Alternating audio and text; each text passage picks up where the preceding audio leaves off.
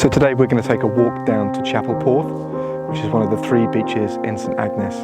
It really is a striking beach, an enormous sandy beach at low tide, and it's situated just below us here, so you can see the beginnings of the Wheal Coates mine in the background, and below that, at the bottom of the cliff below that, is Chapel Porth. So let's go and have a look.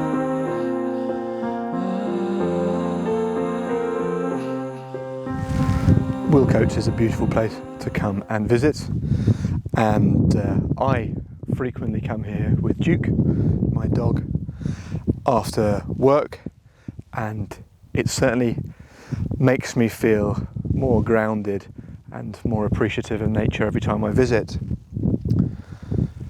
As beautiful as Wheal Coates is, it does conceal a dark history of Cornish mining, and it's very much a proud part of the Cornish heritage, but of course it represents a great exploitation of the land and of people in the 19th and 18th century.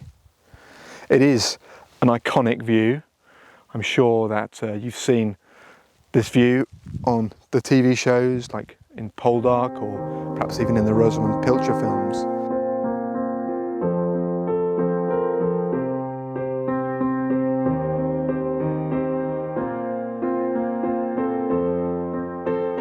We're going to walk through the ruins and we'll see the engine house, which seems to stand impossibly on the cliffs. Let's take a look.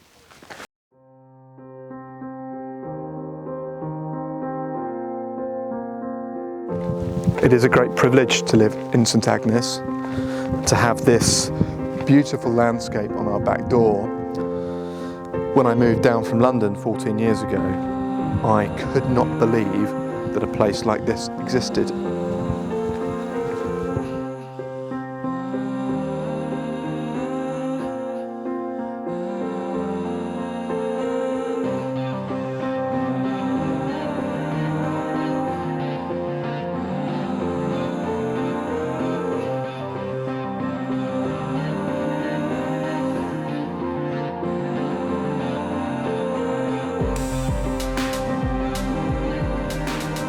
In the foreground you can just see the chimney of Wheal Coates and those incredibly clean waves. So we're heading down on the southwest coast path, past the Wheal Coates mine and down to the beach. Have a look at this.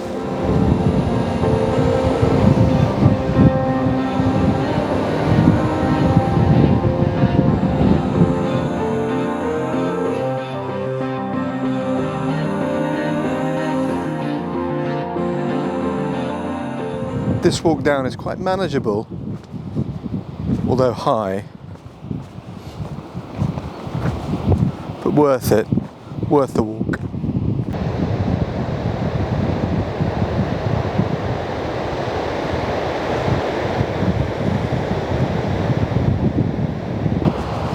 Easily missed if you don't know it's here, but unmistakably Cornish. The path is good underfoot. It's one thing to come here and look at the great beauty, but another thing, I can imagine, to come here as a miner and work and go deep underground.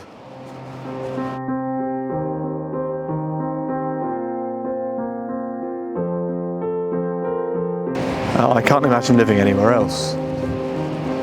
It's not the peace, although that certainly helps, but it's the being close to what is wild and real. And I couldn't live away from the sea now.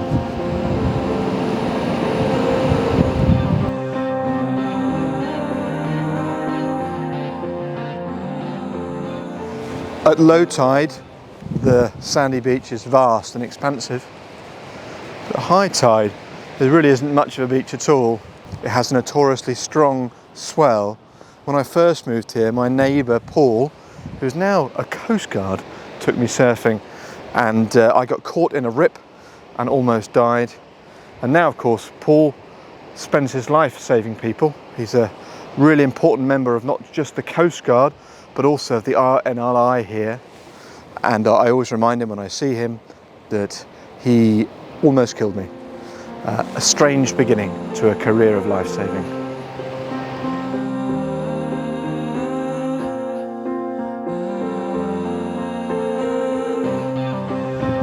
The battery life on my Canon M50 is not very good. So just as we're about to see the beach in all its glory, I suspect my camera will die, which is a great shame.